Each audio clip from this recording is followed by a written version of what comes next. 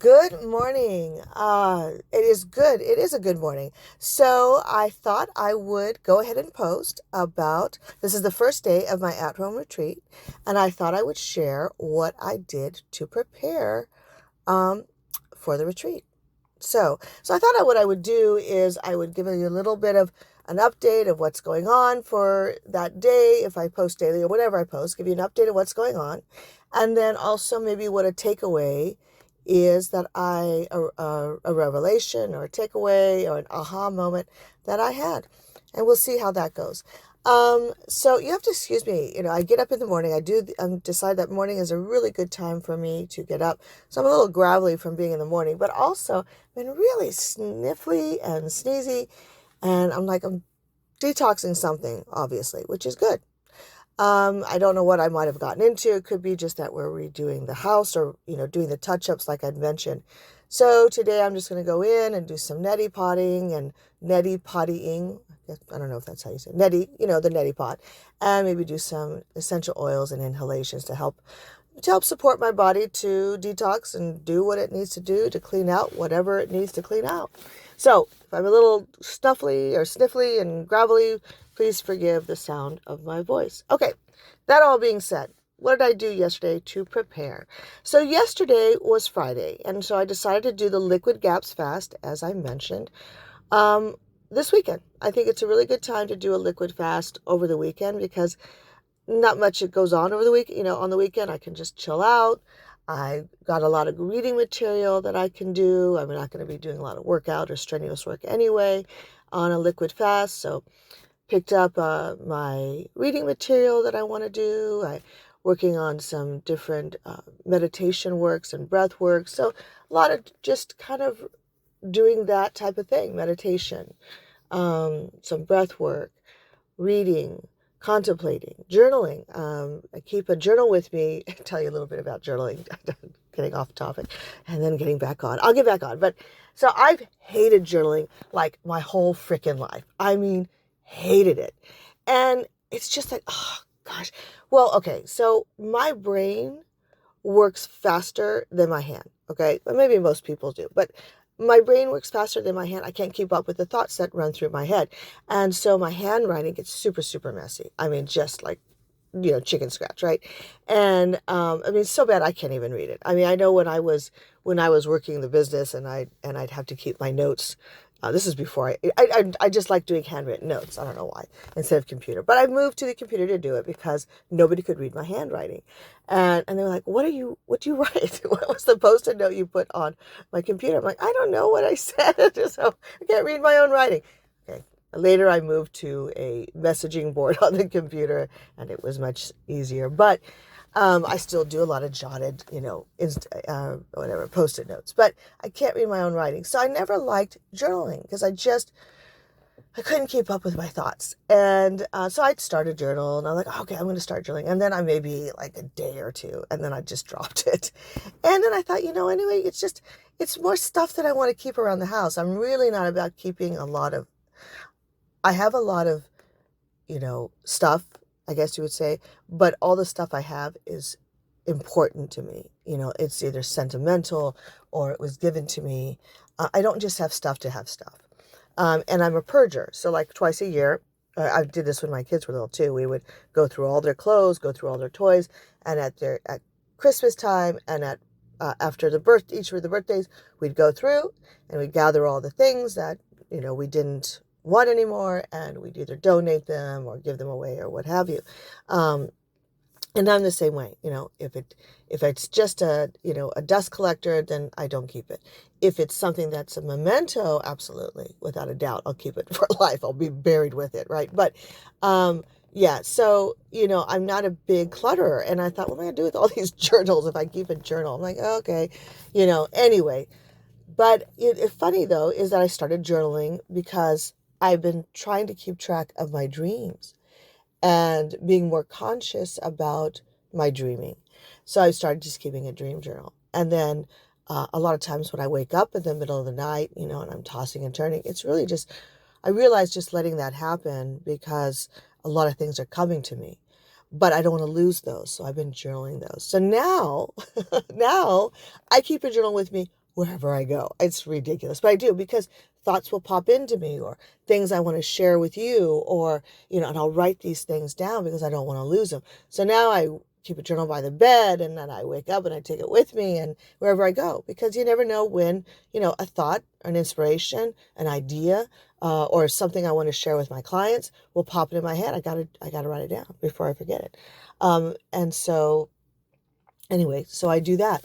And so now I love journaling, because now it's useful to me, if that makes sense. Anyway, it's just it's just the way you think of things. So it's amazing when you change your perspective on something, how it can change everything, right? I mean, we don't live in reality. We live in our perception of reality. And I don't mean that like, we're living in a matrix. I mean, I don't mean that in that sense, but meaning, what we see is not necessarily what we're responding to. We're responding to what we believe it to be, the message we're giving about what we're seeing, what we're receiving. So there's reality, and then it's our perception that we place on our reality that we respond to, right? And that's why people can have the same experience but respond to it differently, because their perception of it is different, right? So I've changed my perception, my perspective on journaling. And so now I not only journal, I journal all day long. Okay. So that being said, I don't even know why I shared that, but I have my journal with me. That's why. So I have my journal. I know I want to do some deep meditations and some breath work and some reflection time this weekend. So it's a perfect time for me to do a liquid fast. So what did I prepare? As I said, my fermented drinks, right? My beet kvass, cabbage tonic, vegetable medley. And what I do is, these are fermented drinks, and I will just drink the brine or just the liquid. And these are all drinks that are if you're part of Nourishing Traditions, if you know about Nourishing Traditions, or the GAPS diet. And GAPS, just real briefly, stands for Gut and Psychology Syndrome, or Gut and Physiology Syndrome. And so all these fermented foods, like fermented dairy and fermented vegetables and fermented vegetable brine, vegetable drinks, right, are part of the GAPS diet. So on the GAPS liquid fast, I'm going to be drinking all the fermented liquids. I made a meat stock, but I made it just with clear, no meat, no vegetables, just the clear liquid. I also, of course, made lots of herbal teas. I like really doing cold infusion teas. So I did some dandelion root, and dandelion leaf, some milk thistle. I did some cleaver's tea. And these were all teas that I infused in water, in just room temperature water overnight. I put into a 1/2-gallon jar with a 2-part lid, mason jar, and let them infuse overnight. And then I drink those teas. I strain them and then drink them throughout the day. And these are teas that I made that will help to support detoxification of the liver and the kidneys and the lymph system. So I have my herbal teas, I have my meat stock, I have my fermented drinks, I have also, of course, water, and I'll do lemon in the water, because lemon is a wonderful stimulate for the liver and the kidneys, and helps to flush the kidneys and liver. And then, of course, just what else? I guess I think that's about it as far as diet-wise is concerned. And then, and I will just focus on that first the next 2 days, Saturday and Sunday. And then, of course, like I said, and in reading and preparing and doing some meditations and doing some breath work and journaling and praying and reflecting and all that. So that is the plan. I think that is all I need to share about preparing for this retreat. So now I'll share a big takeaway. Okay, so it was a lot of fun yesterday posting something just off the cuff. Hopefully it wasn't too boring for you. It's like, okay, is she going to get on with it? I guess maybe at some point I will have to do an outline, and so I can, not go on and on. But I have to say, one of the things, and I got done doing that, I actually was super excited after doing the recording, and I'm going to explain to you why. So, I mean, a little honesty here. My whole life I've been a performer. I mean, whether dancing or acting. And I love playing characters, and one of the things I loved when I did my Restrain No More show during 2008 and 2009, which was a political satire show, and I did all these characters, and I love characters. I love character acting, where you're just really doing all these kind of, extreme characters, right? It's fun. And I learned early on that I had a good handle on accents. I could pick up accents. There's a few I can't. There's a few I have to still kind of working on. It's like, but a lot of accents, if I hear it, if all I have to do is kind of hear it, and I go, oh, and I can do it, which is great. Unfortunately, it almost sometimes I'll pick up people's accents and I start to use the accent unknowingly.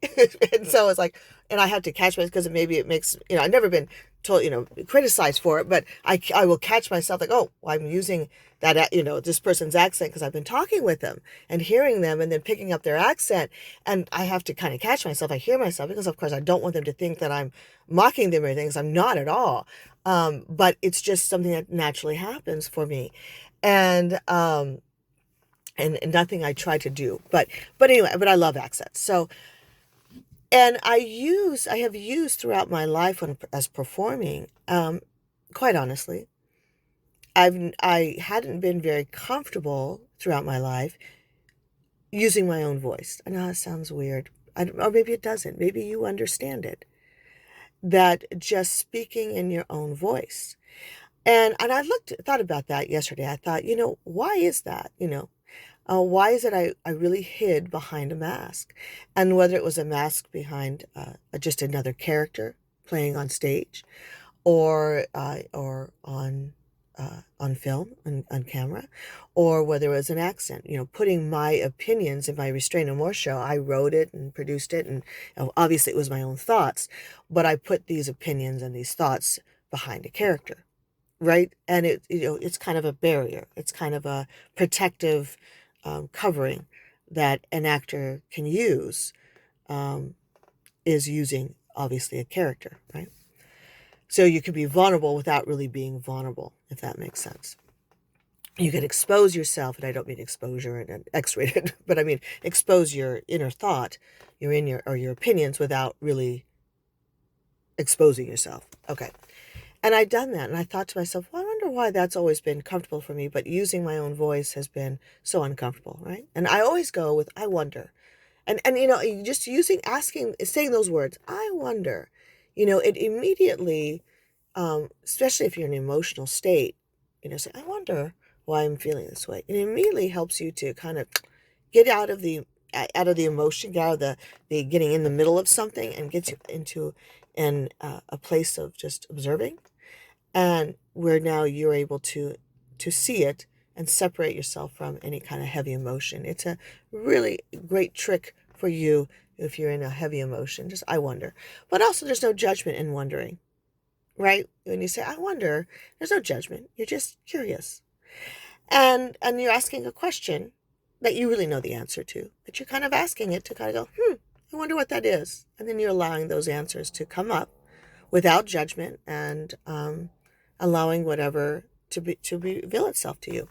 And so I asked myself, I wonder why I never really felt comfortable in my own voice, but always felt comfortable behind a character, or in character voices or accents or what have you.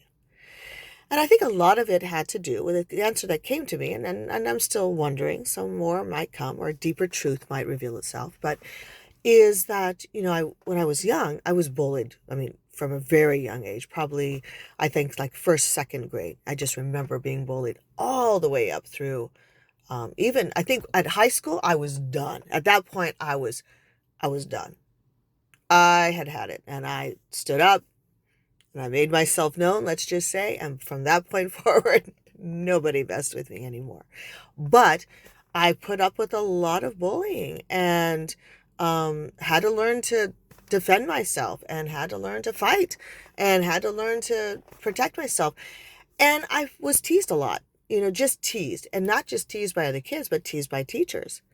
And there's a lot of reasons for the teasing. I wasn't really well dressed, I really wasn't well taken care of as a child, and not, not to, so I was an easy target. And I remember thinking, like, Lord, do I have a kick me sign on my back? Like, like all the time? Like, is it perpetual kick me sign on my back? Or is it tattooed on my back? And because it just seemed to be, that's the way it went. And I'm okay with that now, because I realize it made me very resilient, and it made me stand up for myself, and made me become a fighter, and a fighter in my spirit, to never allow somebody else, to be kicked around. So it really made me someone who would want to protect others. So, everything in life helps you. All this stuff, it's painful, but I tell you what it does. You can use it to help someone else. So even though these were moments and of pain in my life, I realized they helped me to be what I am. But because of the teasing and the bullying and so forth and so on, I just learned to shut up. I just learned not to speak, right? And just learned to just say as little as I possibly could. And then I went a little deeper and realized it was also my father. My father, he's still alive. He's in his 80s now. And we have a very strained relationship. We haven't talked for 14 years. And I'm not laughing. It's just, I think we have spent more time not talking in my life than talking. And there's a lot of reasons for that. And I love my father, and I'm not angry with my father. And I reach out to my father, and I don't hear back, and that's okay. That's it. And I'll get into that another time. But when I was younger, my father's very intelligent. Like super intelligent. And he came here from Iran, I think at the age of 17, to go to school. And, he's a very no-nonsense kind of guy. And I'd love him dearly. But if I said something wrong, or even mispronounced something, or whatever, or I was just figuring out my own thoughts as a child, growing up, he would jump on it, and he would criticize it. And if I wasn't, if what I said wasn't making sense logically, I was a kid, like we're talking 12, 13, and, growing up, he would jump on it, and he would criticize it. And I always felt very stupid around him. So I learned, also to say as very little as possible, because I felt like if I wanted to speak, I need to make sure I crossed all my T's and dotted all my I's and had everything very well thought out before I opened my mouth to speak it. Because if I didn't, I was going to be come down hard on, right? It was just, So I just learned to say as little as possible and avoid speaking. So when I was on stage, man, it was like, whoa. It was like, how am I? And it's true. You find that a lot with performers. In real life, many of my friends, many people I know, many people that you know of, right, that you watch on film, they're not big extroverts. Hey, look at me, in their own personal lives, And so, but when we get on stage, or we get in front of the camera, for me, I love the stage much more than camera. It's just, that's where we come alive, because that's where we can be free. That's where we can finally be expressive. But a lot of times in our personal lives, we're more introvert, right? And I'm that way. I'm very introverted in my own personal life. I love people, but I get more. It depletes me to be around a lot of people at a time, and I have to re-energize alone. And but I'm very comfortable, almost like being at home when I'm on stage. It's like, oh, this is like home to me. It's like, this is where I belong. So, or teaching in front of a class, or doing something like that, is very easy for me to do. Whereas being in a social environment is not as easy for me, and so it's just funny. So anyway, but that's actually much more typical than people think. that they think artists and performers are these big extroverted people, and a lot of them aren't. A lot of them would rather just go home and just be at homebody, and then go out and, go to the, parties and do all the things that you need to do when you're in the business like that. Yeah, a lot of people would just rather go home. Anyway, so that being said, so yesterday was a really big, really big, enjoyable moment for me because, I went and recorded, and I didn't really, I thought about what I wanted to say. I wanted to share my overview of what I was doing and why, but I was able just to do it without being scripted, without thinking about how I was saying something. Did I mispronounce something? Did I use a word in the wrong way? And I know better, but whatever. And hopefully they'll get it. And I'm just like, yeah, they'll get it. They'll know what I'm trying to say. Or, did I make a mistake, or did I miscommunicate anything? I didn't worry about any of that. I just spoke from my heart. And it was a wonderful and exciting time for me. I wasn't hiding behind a character. You just got me with all my imperfections and all. And yeah, that to me was wonderful. And I thought about, because I talked to my clients like, um, learning to use your voice, your authentic self, speaking your own, what's real and right for you. And, and sometimes we have people speaking too much. I think people share a whole lot too much on social media, and everybody has to share everything. This is what I'm eating today for breakfast, for lunch, and for dinner, and how I'm having for a snack. And it's like, I get it if you're a food channel, or you're a diet channel or whatever, but I don't need your whole life spread out in front of me. Some things are just meant to stay private, unless there's a purpose to it, right?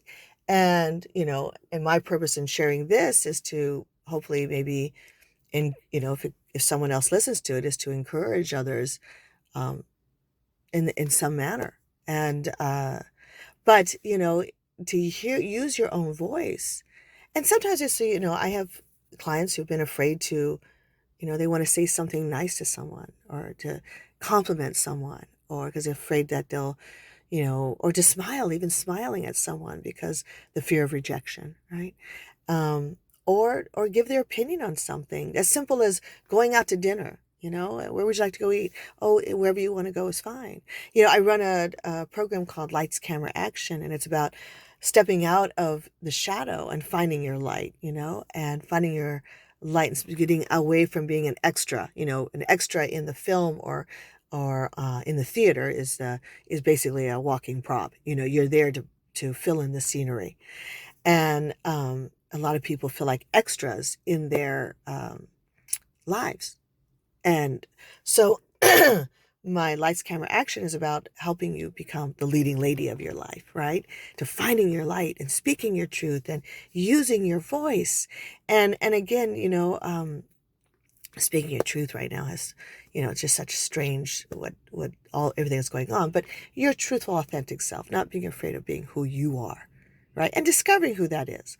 So yesterday was a really wonderful reminder to me that, oh, I have my own voice too. And I can speak my own voice and be just truthful and authentic. And I thought, well, you know what? So can all of you, and so if you're listening to this, like one of the things that I challenge anybody who goes through my program, and this isn't to sell my program, I'm just sharing with you what I do, is to say, today, just maybe for the week, make this a challenge. Say something using your voice. Maybe when you go get your coffee at the coffee shop, look at, and be authentic, be sincere, but find someone and compliment them on something sincerely, right? And just to use your voice, I love your hair. And because maybe you do, and you've just been too afraid to say it. To say, I really think that's a really pretty hairstyle on you, or love your dress, or whatever it is. Again, make it sincere. Don't just say it just to throw it out there, because people, we always want to be sincere in our speech, but find something in someone that you sincerely see something in. And actually, we could always, if you truly try, we can always find something to compliment somebody on, right? There's always something if we look for it. Again, it's about perception. And so look and just for, once a day for the week, find something to say to someone, even if it's just good morning, and using your own voice. and very gently start to step out using your voice, using your authentic, voice of your thoughts and your feelings, and sharing authentically what you feel, and just say hello, good morning. Really, you have such a beautiful smile, you know? Or if someone says, where do you want to go for dinner? Tell them, yeah, you know what? I know I don't really feel like whatever today. I feel like this. And just very simple, something easy, no, nothing that's challenging or that you feel might be start an argument, nothing like that, right? But just something easy that you can just put out there and start to feel comfortable in your own voice. All right, that's it for today. I probably went on and on way too long. So anyway, I challenge you, if you take that challenge and you say something, post it, send it to me on X or just message me on my website. I'd love to hear about it. And I mean, I do have other social medias, but I kind of dropped them. I have a channel on Instagram and all of that, and I'm not active on it. I'm really more active on Twitter, and on X, and then of course on my website. So I'd love to hear how you made your voice heard this week. Simply, easily, with very, low cost, low, pressure. In what low pressure way you used your voice this week. All right, I'm out of here. I'm going to start my liquid fast. I will let you know how it goes. Have a beautiful, beautiful day. All right, bye-bye.